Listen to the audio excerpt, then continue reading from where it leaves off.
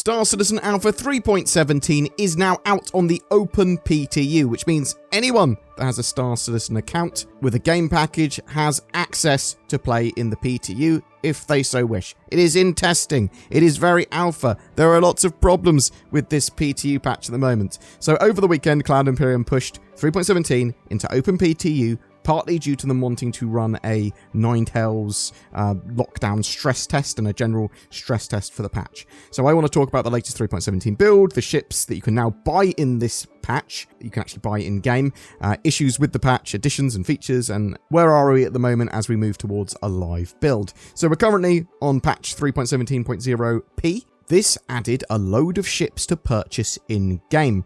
So, in the Persistent Universe, you can now purchase, at least in the PTU version of the Persistent Universe, the Aegis Redeemer for 8.6 million. This is all in Alpha UEC.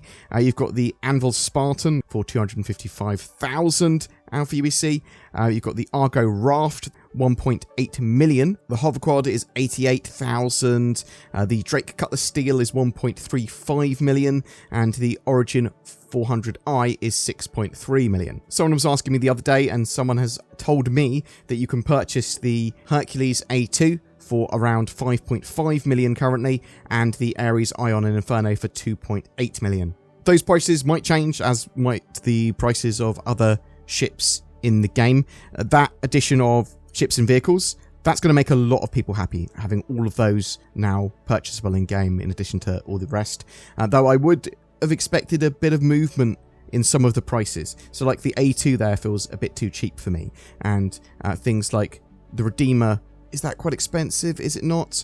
The Cutlass Steel, 1.35 million. I think that's a pretty good price for the Cutlass Steel in game. That all said, it is all for testing in an alpha game, so it doesn't really matter until the game is released if the prices aren't right, and they're going to be adding sort of like the dynamic economy anyway, so these prices will change, and they'll change for all the ships on a daily basis effectively.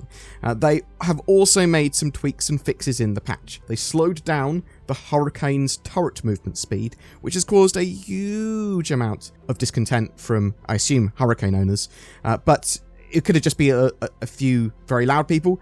But I'm very much in the opinion that I want turrets to be very, very good. I want turret movement and turret speed and the feel for turrets to be absolutely fantastic. I want people to really want to be in turrets and to see turrets as incredibly powerful. So I don't like any nerfs to turrets, especially in isolation at the moment. I would prefer to see in the short term manned turrets to become OP. I'd rather them be super overpowered and people go like, wow, turrets are dangerous and powerful, and then scale it back from there. That is just my opinion, and you're more than welcome to have a different one, and feel free to share that opinion down below in a civil manner. They've increased the hull health of all Cutlass variants, which is great to hear because I'm a Cutlass owner of many Cutlasses, and I wanted them to be a bit tankier, and now they are. The hull A and Sabre Raven thruster capacity has a bit of balance. Players should no longer experience being teleported back into bed shortly after getting out of it. However, I can tell you from experience that fix does not hold.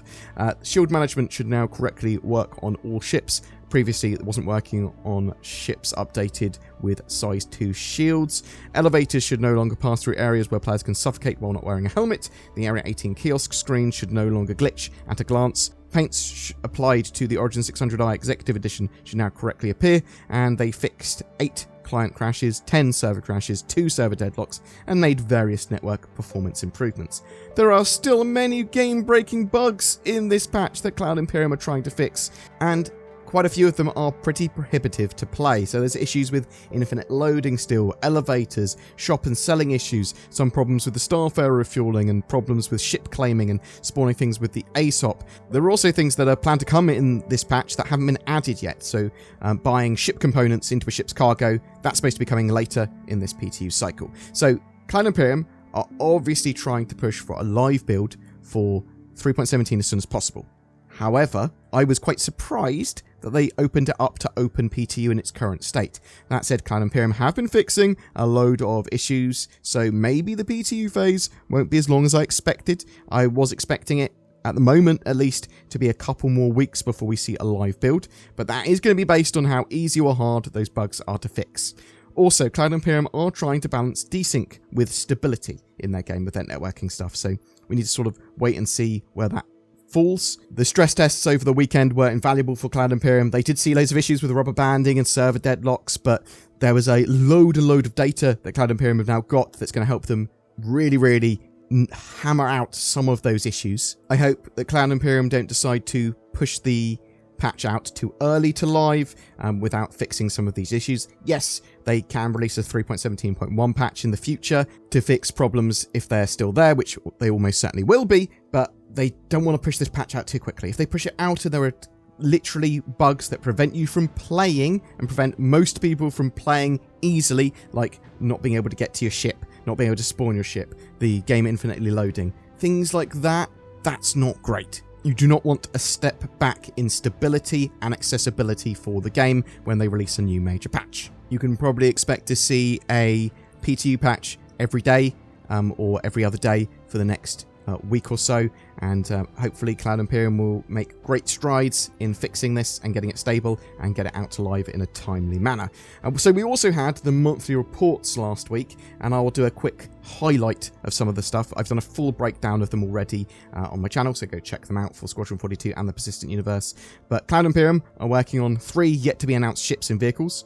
Squadron 42 is bringing a lot of its chapters up to vertical slice quality, which means that they are largely playable, at least internally, and looking good.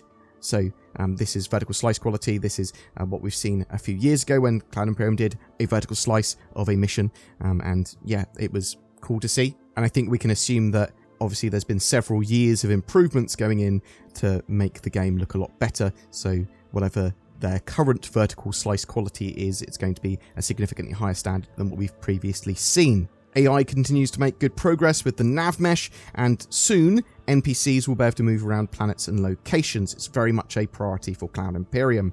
The Drake Vulture is going to support salvage and repair, at least in the short term. I believe that is for 3.18. The Corsair has made significant progress with its dashboards, foyer, turret interior and exterior grey box. They're working on various new missions for the game as well. I'm very much looking forward to anything new mission-wise and gameplay-wise. Radar and scanning updates are near completion, and this is going to add a load more granularity and important improvements to those systems. The new colonial outposts and the Rastar tools that are actually used to build these out have been improved and they've evolved somewhat. Rastar is going to be used to allow players to build bases one day, but outposts have gained new variants and modules. There are new iterations of modular underground bunkers that will be getting the same sort of treatment as space stations that Cloud Imperium are building. They're building out derelicts that will eventually come in every flavour of ship, but they're currently working on the Mercury Star Runner, Reclaimer and 400i to get into the game in the near future. So, Pyro, server meshing and the Gen 12 renderer, they're continuing to see updates as work plods on the road to Pyro. Last week as well, we did have an actor feature team Q&A on Star Citizen Live, and I'll have a full breakdown of that, as there's quite a lot of information there. But we're going to see sort of civilian clothing eventually have holsters for weapons. They're going to be allowing you to carry bodies with your actual hands and move them around in the future. You'll have lockers which can have sort of custom loadouts and equipment in, so you can quickly switch them. They're going to be non-lethal weapons. You're going to start to see these once we sort of see a bounty hunting update in the future. There's going to be specialized armors. You're going to be able to hoover up lots of different sort of remains of salvageable ships in the future and use that to repair your ship, and they talk a load about how that's actually going to work. And if you want to hear all about that in a lot more detail, you can tune in to my dedicated video on that, which I'll get out in the next couple of days. Boom! That's it for your Star Citizen update. As I said, Alpha 3.17 is an open PTU, which means as long as you've got a Star Citizen game package, you do have access to it. Feel free to jump in and test and give feedback. It is pretty unstable for a PTU build, especially an open PTU build at the moment. Cloud Imperium are working to fix that as quickly as possible. We will talk a lot more about it as they continue to patch it and as we go through the PTU phase towards live. I'm interested to know what your experiences in 3.17 are. You hating it? You loving it? Have you done some cool stuff? Is it too unstable for you to play? Were you excited to see those ships being added to the in-game shop? Because, yeah, it's great to see the Redeemer and the Spartan and the Raft and the Hoverquad and the Cutlass Steel there, along with the Origin 400i. But also, the A2 and Ares Inferno and Ion, what do you think of all their prices as well? How would you sort of balance this in the short term? Do you want them to make these things very expensive or cheaper and more accessible? It's actually relatively easy to sort of get credits in Star Citizen, in my opinion, especially with the events that are on occasionally. But I'm interested to know what you think. Whatever your thoughts, I'd love to hear from you in the comments below.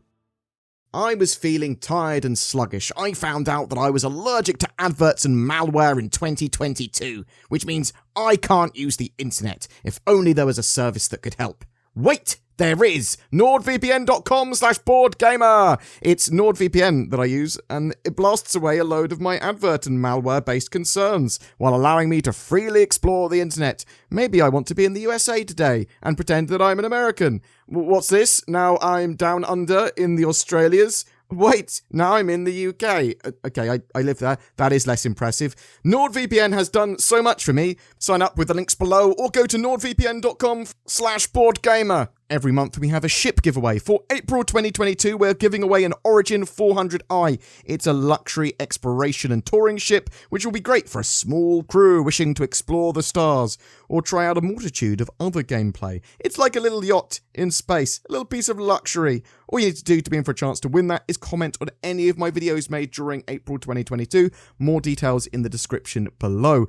If you wish to further support the channel, consider clicking the join button under my videos to become a channel member or even become a Patreon. That goes a massive way in helping with our day-to-day videos and gives you a variety of little exclusives as well. But it should just make you feel warm and fuzzy inside. Join today!